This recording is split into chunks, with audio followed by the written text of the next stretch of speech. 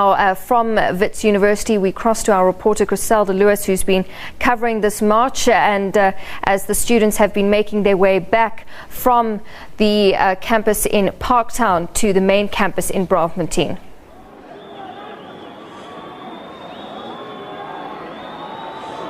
Well, we're standing on the corner of Empire and Jan Smuts Road at the moment, where students are now moving from the education campus where they were to the main campus here in Braamfontein. They're being escorted by police right now, and the scenes that we're seeing at the moment are much calmer than we saw a bit earlier on, where police had fired stun grenades as well as tear gas at these protesting students. They've been marching throughout the morning. They're now running towards the KPMG, the corner of Jan Smuts, where we are, and Empire Road. These students basically saying that they're not going to let up on their protest until there is a response from the university, as well as the Higher Education Minister's office, about whether or not they will reverse their decision to give universities the authority to decide on how to hike the fees for 2015. Natasha, we're just going to cross a bit earlier on this afternoon. We did see or a bit earlier on this morning, we did see some scenes of volatility where the student leaders were not allowing some of the management from Wits University to address the media. And my colleague Maheketla Mkhabe, a bit earlier on during an interview, that was disrupted by some of these student leaders when he was addressing the media on the way forward.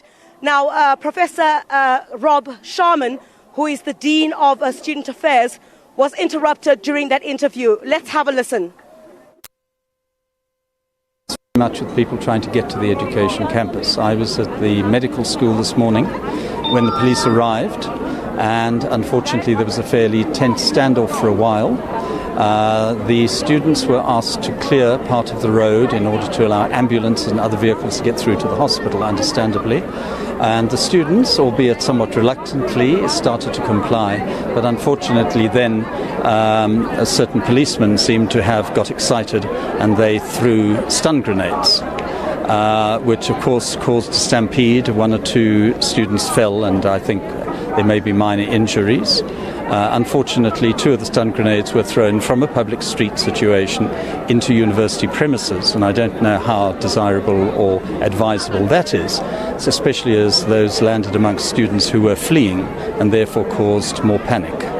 Talking about the stun grenade that was flew from the street into the campus, I mean, what is the university saying about this? Is this what you would actually say, well, it's a good way to deal with the students? Either way, even though police are on the main campus throwing stun grenades at the students, even though the students are not violent, is this what the university would actually say, well, it's a good way to deal with the students? The university supports the concept of peaceful protest. And it's unfortunate that sometimes the authorities in dealing with students don't have the patience necessarily to discuss, negotiate, and come to some sort of calm resolution. Unfortunately, these things do happen, but fortunately a police colonel arrived shortly thereafter, and things have calmed down considerably. The police have withdrawn to a distance, and they're merely monitoring. The students at the moment are on our campus. They're not on a public street.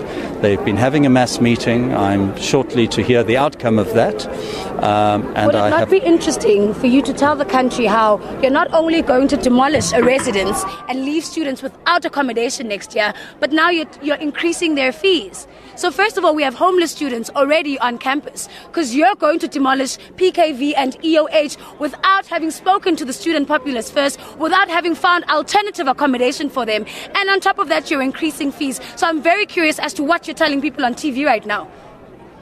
I think the young lady had better direct her question to the Vice-Chancellor. I will not direct my question at the Vice-Chancellor because I know exactly who I am talking about. You hold power as well, especially with regards to the accommodation that we have at this university. You do have a say. You do get to sit with the Vice-Chancellor and come up with agreements that don't involve the student population. You do get to sit with the Vice-Chancellor and decide to demolish an entire residence, EOH and PKV, because you want to create a parking lot for business students, right? For people who can afford to come to university, for people who can afford to have a parking lot instead of accommodation. So you need to tell us what you're doing here and what you're doing and what you're saying to these students, because one, majority of them don't have accommodation for next year because you're wiping that out. Second of all, you're trying to increase fees. So what exactly are you telling the nation? What narrative are you spinning out here that is contradicting what these masses of students are saying? We have students who are arrested right now in Hillborough Police Station, and you're standing here idle, looking smart for the cameras. What are you doing here? You're not supposed to be speaking to the media. You're not supposed to be presenting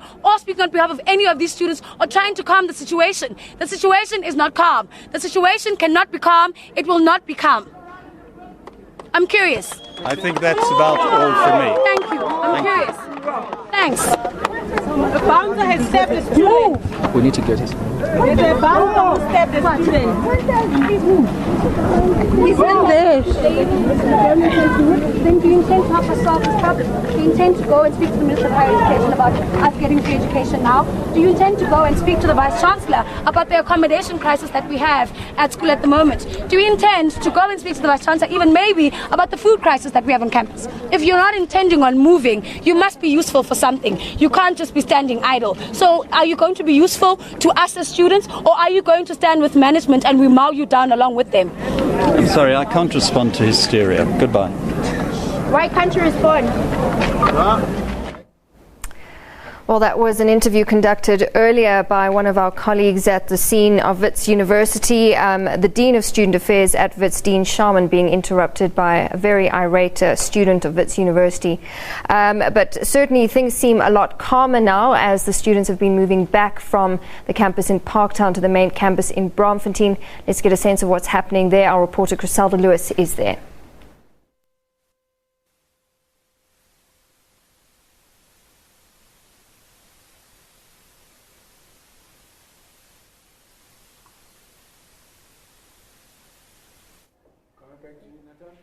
Right, we apologize for the loss of sound there, but staying with this now at the Northwest University, students are bracing themselves for protests. The students are up in arms, saying they are not prepared to accept anything other than a 0% increase.